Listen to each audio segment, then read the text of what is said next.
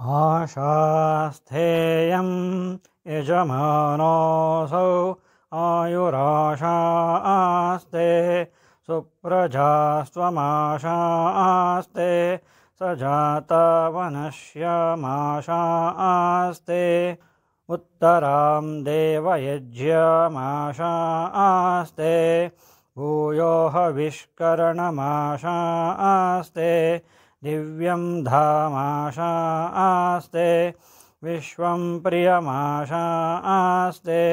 यदनेन हविषाशास्ते तदस्यात् तद्रुध्यात् तदस्मै देवारासन्तां तदग्निर्देवो देवेभ्यो वनते वयमग्निर्मानुषाः